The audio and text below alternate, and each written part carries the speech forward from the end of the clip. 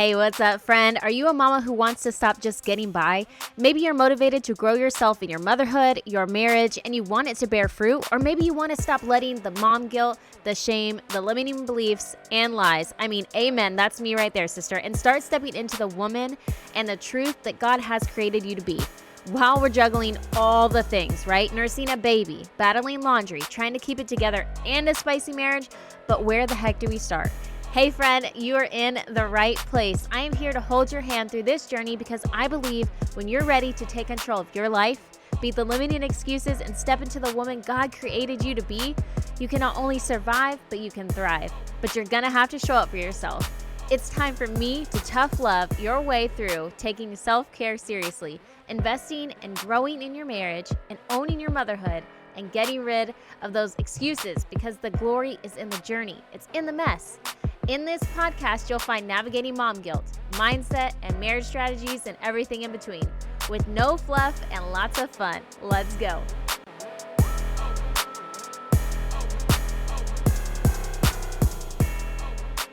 Hey guys, what's up? Today I'm excited to share with you something that I learned through another podcast that I listened to, which is the Angie Lee show. And on there, she had a guest. Samson Strength is what he goes by as his handle.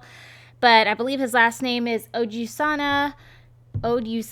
Samson Odusanya. So anyways, in this episode, they were talking about breath work, and they were also really talking about why we as adults, oh my gosh, hold on, I got to catch my breath. I'm like dying. I just came in running from outside and trying to keep an eye on all my dogs while not keeping them enclosed in the same area as me because then they're too loud. So it may take me a while. Dang, man. 30s hits you harder than you think sometimes. So I was listening to this episode and it was talking about how we as adults tend to just like really put restrictions on feelings for ourselves. And it's something that is very anti-intuitive, which I can relate to right now because the example that they gave was he didn't even say his 2-year-old. He said his daughter, which I have a 2-year-old son, but he was saying his daughter right now throws a temper tantrum and, he'll watch her and it's like this outpouring of emotion, like an expression of frustration or anger or whatever. And then all of a sudden, like a flash, it's joy. Like she can turn really quickly from this tantrum and then to smiling, happy, and running off into whatever it is that she's into next, right? And I could just connect with that so much because we see that a lot in our kiddos, right? And then what we do to our kiddos is, no, don't do that. No, don't cry. No, don't throw a fit. Like we want to stop it at all costs because it's triggering more for us than it is for them. Because we don't know what to do with that now. Because throughout society, throughout our upbringing, throughout social norms or social awkward situations, we've learned that suppressing it or holding it in is better than to release it. And then he said something that I thought was really, really profound. And then he said, it's not the feeling of it that we're fearful about. It's the fear of feeling that you are it. So let me repeat that. He said, it's not the feeling of it, the emotion. It's not the feelings of those emotions that are it that we're fearful of. It's the feeling, it's the fear of feeling you are it.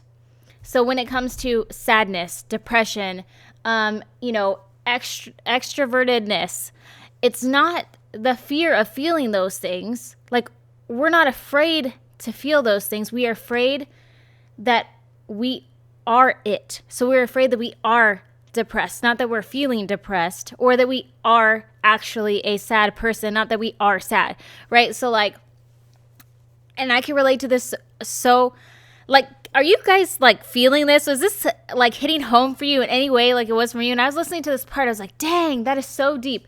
And it also makes me want to reevaluate when my kids are feeling emotions and to show them like, hey, it's okay to not let your emotions control you. At the same time, we have to give an outlet for those emotions. We have to let it be okay that you're feeling that. And so I thought this would be a good thing to share with you guys because as adults, as women, as moms in life, like we already know our life is so busy. We don't have a moment to slow down. We don't have a moment to feel. We don't have a moment to breathe.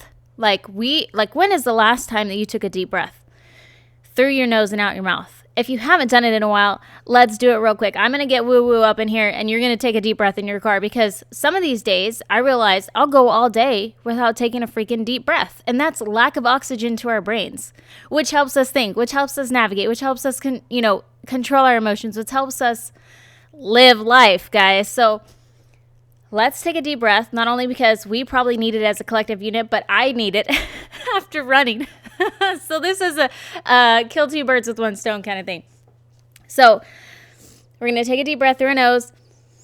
If some of you guys are fighting allergies right now, it's going to sound like mine, where it's like snotty and very blocked, but we're going to do it anyway. So like, take a deep breath through your nose and then out your mouth. And then take a deep breath through your nose and out your mouth.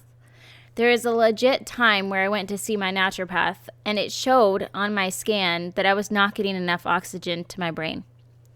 Was I breathing every day? Obviously, because I'm still alive. But that was also profound for me, because it's like, wow, we can take breaths every single day, 24/7, 365, and still not actually get air to our brain.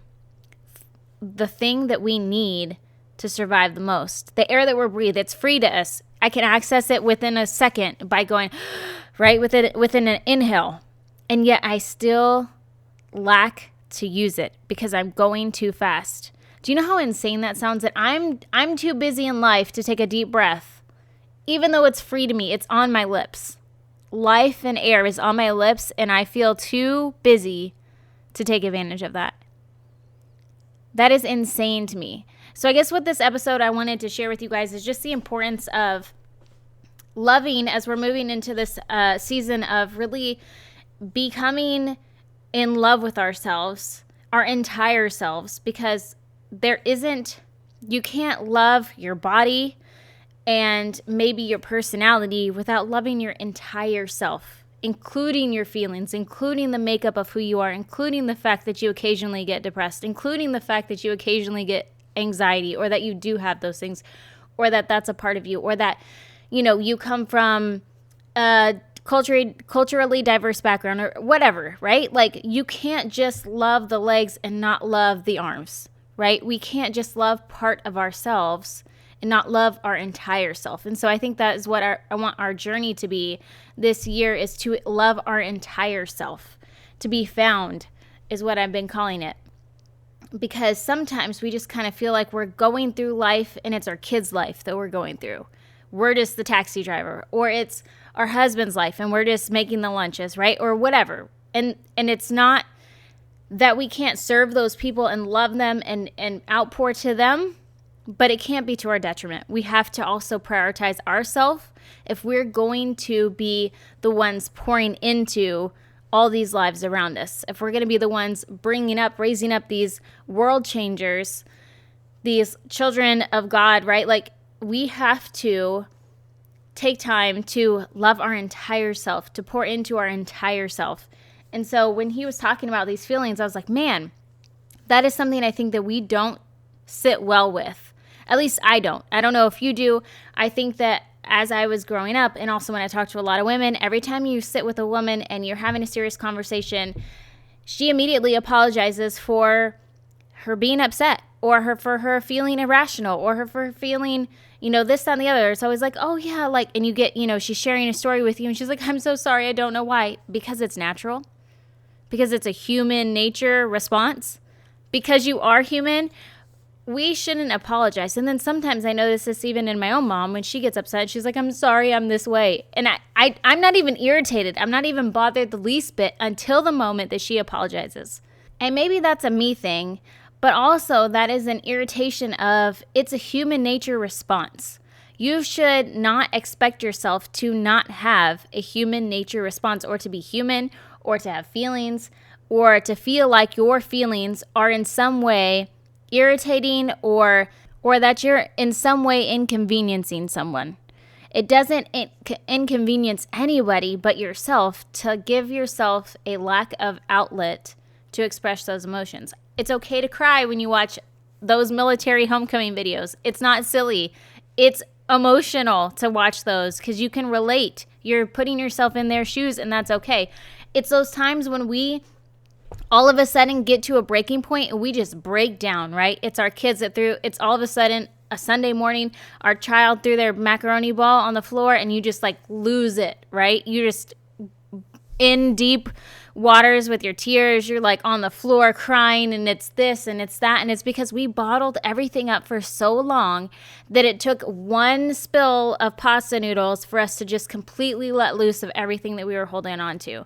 And that is so unhealthy.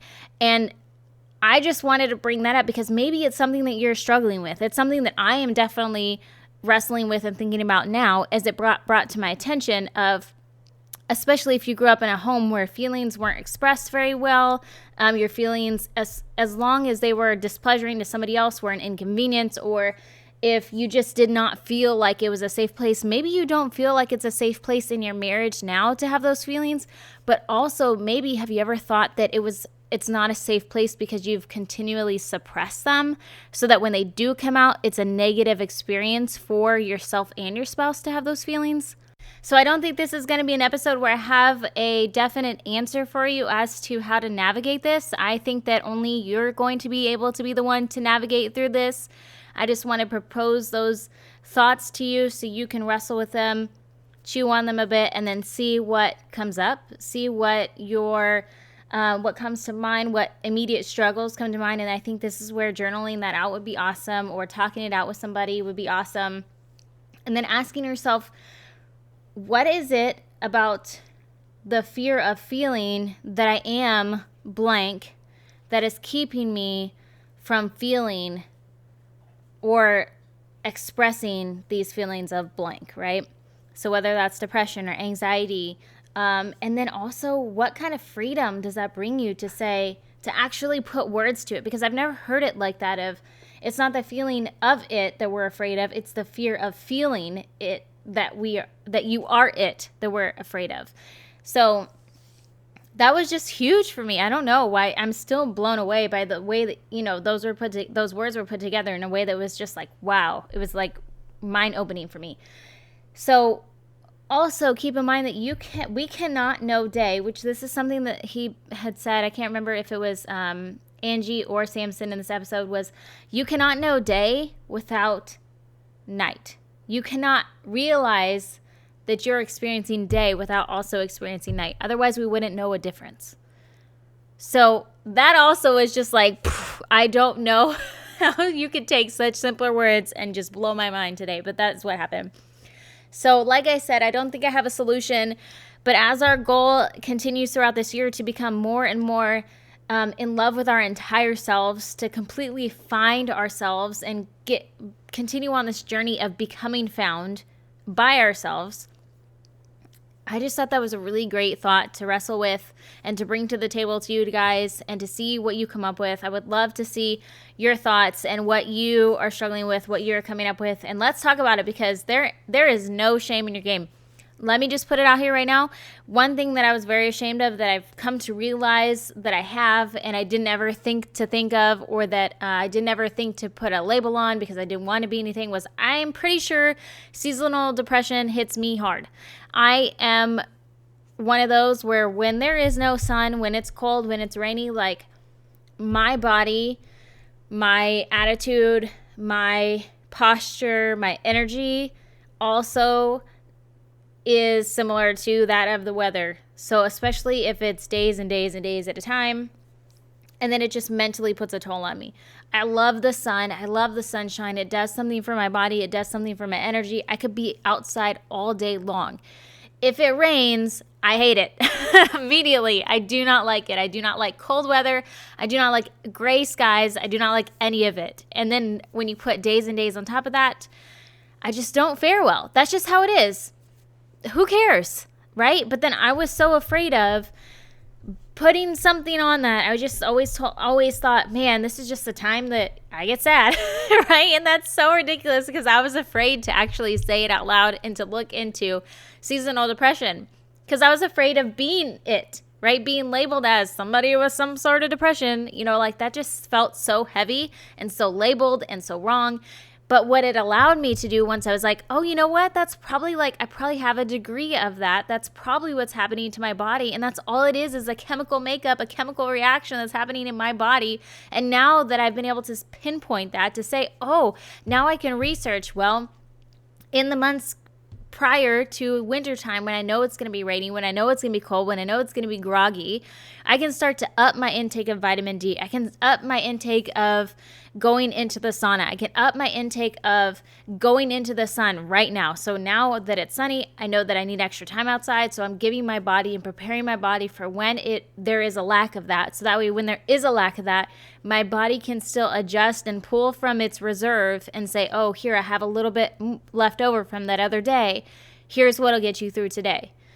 When we don't acknowledge those things, when we don't have an outlet, then we're just blindly going, we're just like I said, the whole air at the tip of your lips, but we refuse to take it in. That's exactly what we're doing with those things. When we are in denial because we're afraid that we are it, then we are not seeking the ways in which we can thrive with it, right? And so it's at our lips and we're denying ourselves from that. Whether it's a deep breath, whether it's a good cry, whether it's a conversation to connect with somebody that's emotional and heartfelt, whether it's allowing our kids to feel emotional and have an outlet. I want them to do that. The thing that I connected with them is my kids have attention. They have lots of energy. I'm sure they have attention issues. They have lots of go, go, go. They don't fare well with sitting still. And so all day long, they're required to do that at school. And I realized at home, it's kind of meltdown city.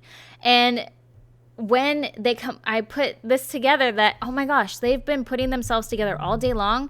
So it should be a compliment to us that when they come home, this is a safe place for them to relax, throw down the facade, put down the walls, put down the act, and just like let it all go. Now, do we still need to put like some barriers in place of like, hey, we can't just like go full on David and Myra up in here. I almost butchered her name, but like, we can't go full drama up in here, right? Because it would just be insane. There's a healthy and good way to express your emotions, and it doesn't have to be, anyways. So I just feel like this was something good for you to wrestle with, something to put on the table that you guys could think about. For me, I hope it was as mind-blowing for you. I truly get joy out of finding podcasts that challenge me, that put new information. Especially, I avoided this episode for whatever reason. I saw the title a couple days ago and I was like, man, that's not me. Breath work, that's initially what was in the title, and I was just discouraged from that. And then I was like, no, this sounds really good. Something kept pulling me to it, and then sure enough, as soon as I listened to it, I was like, dang.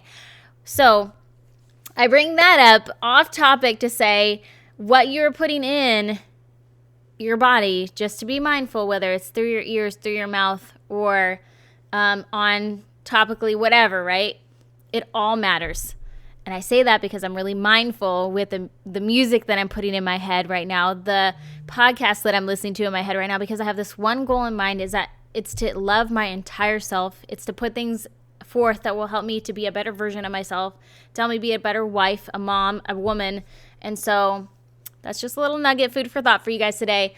I hope that you got something from this, even though I didn't give you a plan like I like to do. I like to give you guys steps, A through B, those are 2 steps actually. I like to give you steps like A through D to like get you from here to there and come out with a solution and a plan. And that just wasn't one of those days today. I just had some nuggets that I wanted to share with you, and I hope that you found something beneficial from them too. So that is it for today. You guys, I hope that you join the Found coaching group.